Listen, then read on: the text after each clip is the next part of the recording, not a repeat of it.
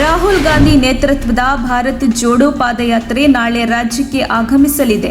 ಈ ಹಿನ್ನೆಲೆ ಗುಂಡ್ಲುಪೇಟೆಯಲ್ಲಿ ಅದ್ದೂರಿ ಸ್ವಾಗತಕ್ಕೆ ಎಲ್ಲಾ ರೀತಿಯ ಸಿದ್ಧತೆ ಮಾಡಿಕೊಳ್ಳಲಾಗುತ್ತಿದ್ದು, ಬ್ಯಾನರ್ಗಳನ್ನು ಅಳವಡಿಸಲಾಗಿದೆ. ಆದರೆ ಕಿಡಿಗೇಡಿಗಳು ಗುಂಡ್ಲುಪೇಟೆ ಬಳಿ ಫ್ಲೆಕ್ಸ್ ಹಾಗೂ ಬ್ಯಾನರ್ಗಳನ್ನು ಹರಿದು ವಿಕೃತಿ ಮೆರೆದಿದ್ದಾರೆ. ರಾಹುಲ್ ಗಾಂಧಿ, ಡಿಕೆ ಶಿವಕುಮಾರ್, ವಿಪಕ್ಷ ನಾಯಕ ಸಿದ್ದರಾಮಯ್ಯರವರ ಫೋಟೋಗಳಿರುವ ಬ್ಯಾನರ್ ಹರಿದು ಕಿಡಿಗೇಡಿಗಳು ಪುಂಡಾಟ ಮೆರೆದಿದ್ದಾರೆ.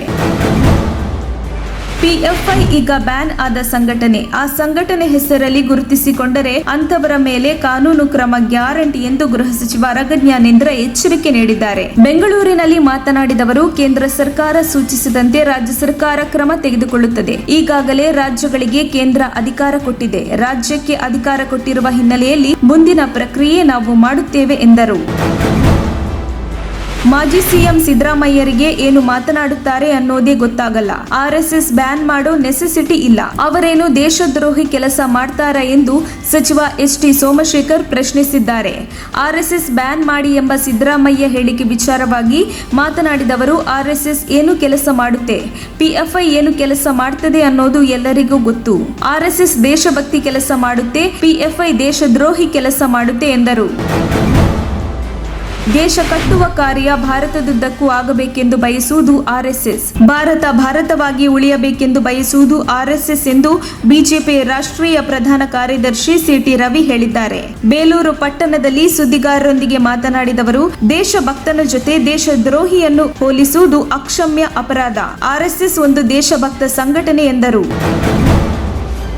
ತಾಕತ್ ಇದ್ದರೆ ಕಾಂಗ್ರೆಸ್ ಪಕ್ಷದಿಂದ ಬರುವ ಶಾಸಕರನ್ನು ತಡೆಯಿರಿ ಎಂದು ಕಾಂಗ್ರೆಸ್ ಪಕ್ಷಕ್ಕೆ ಮಾಜಿ ಡಿಸಿಎಂ ಲಕ್ಷ್ಮಣ್ ಸವದಿ ಸವಾಲು ಹಾಕಿದರು. ಬೆಳಗಾವಿ ಜಿಲ್ಲೆಯ ಕಾಗವಾಡ ಮತಕ್ಷೇತ್ರದ ಮದಬಾವಿ ಗ್ರಾಮದಲ್ಲಿ ಬಿಜೆಪಿ ಕಾರ್ಯಕರ್ತರ ಸಮಾವೇಶ ಆಯೋಜನೆ ಮಾಡುವ ಮೂಲಕ ಶಕ್ತಿ ಪ್ರದರ್ಶನ ಮಾಡಿತು. ಈ ವೇಳೆ ಮಾತನಾಡಿದವರು, ನನ್ನ ಪುತ್ರ ಕಾಂಗ್ರೆಸ್ ಪಕ್ಷದಿಂದ ಚುನಾವಣೆಗೂ ನಿಂತರೂ ನಾನು ಬಿಜೆಪಿ ಪರವೇ ಕಾಗವಾಡ ಕ್ಷೇತ್ರದಲ್ಲಿ ಪ್ರಚಾರ ಮಾಡುತ್ತೇನೆ. ನನಗೆ ದೇಶ ಹಾಗೂ ಪಕ್ಷ ಮೊದಲು ಎಂದರು. ಕರ್ನಾಟಕ ರಾಜ್ಯಕ್ಕೆ ಭಾರತ್ ಜೋಡೋ ಯಾತ್ರೆ ಸೆಪ್ಟೆಂಬರ್ 30ಕ್ಕೆ ಆಗಮಿಸಲಿದ್ದು, ಬೆಳಗ್ಗೆ 9 ಗಂಟೆಗೆ ರಾಹುಲ್ ಗಾಂಧಿ ಅವರು ಗುಂಡ್ಲುಪೇಟೆಗೆ ಆಗಮಿಸಲಿದ್ದಾರೆ. ಇಂದು ತಮಿಳುನಾಡಿನ ಗುಡ್ಲೂರಿನಲ್ಲಿ ಯಾತ್ರೆ ನಡೆಸುತ್ತಿರುವ ಅವರು ನಾಳೆ ಕರ್ನಾಟಕಕ್ಕೆ ಆಗಮಿಸಲಿದ್ದಾರೆ. ಮೈಸೂರಿನಲ್ಲಿ ಹಿಂದಿ ಅಕ್ಷರಗಳಿಂದ ಕೂಡಿದ ಬ್ಯಾನರ್ಗಳನ್ನು ಹಾಕಿದ್ದಕ್ಕೆ ಆಕ್ರೋಶ ವ್ಯಕ್ತಪಡಿಸಿದ ಕನ್ನಡಿಗರು ಕಪ್ಪು ಬಣ್ಣ ಬಳಿದಿದ್ದಾರೆ.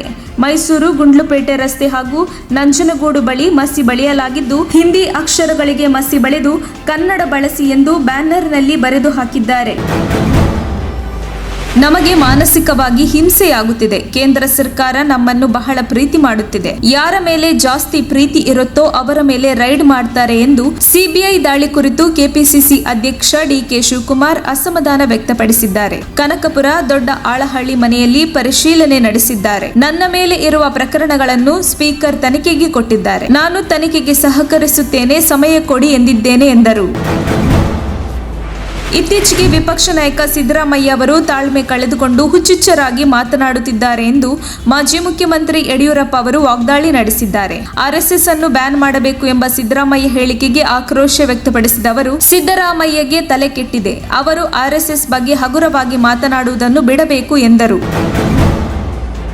ನಳಿನ್ ಕುಮಾರ್ ಕಟೀಲ್ಗೆ ಮಂಪರು ಪರೀಕ್ಷೆ ಮಾಡಬೇಕು. ಮಂಗಳೂರಿನಲ್ಲಿ ಯಾರ ಜೊತೆ ಪಿಎಫ್ಐ ಸಂಬಂಧ ಇದೆ ಎಂದು ಗೊತ್ತಾಗುತ್ತೆ ಎಂದು ಬಿಕೆ ಹರಿಪ್ರಸಾದ್ ನಳಿನ್ ಕುಮಾರ್ ಕಟೀಲ್ ವಿರುದ್ಧ ಕಿಡಿಕಾರಿದರು. ಕಾಂಗ್ರೆಸ್ ಪಕ್ಷವನ್ನೇ ಬ್ಯಾನ್ ಮಾಡಬೇಕು ಎಂಬ ನಳಿನ್ ಕುಮಾರ್ ಕಟೀಲ್ ಹೇಳಿಕೆಗೆ ತಿರುಗೇಟು ನೀಡಿದರು. ಇದೇ ವೇಳೆ ಸಿ.ಟಿ. ರವಿ ವಿರುದ್ಧವೂ ಆಕ್ರೋಶ ವ್ಯಕ್ತಪಡಿಸಿದವರು, ಲೂಟಿ ರವಿಯ ಟೀಕೆಗಳಿಗೂ ನಾವು ಉತ್ತರಿಸುವ ಅಗತ್ಯವಿಲ್ಲ ಎಂದರು.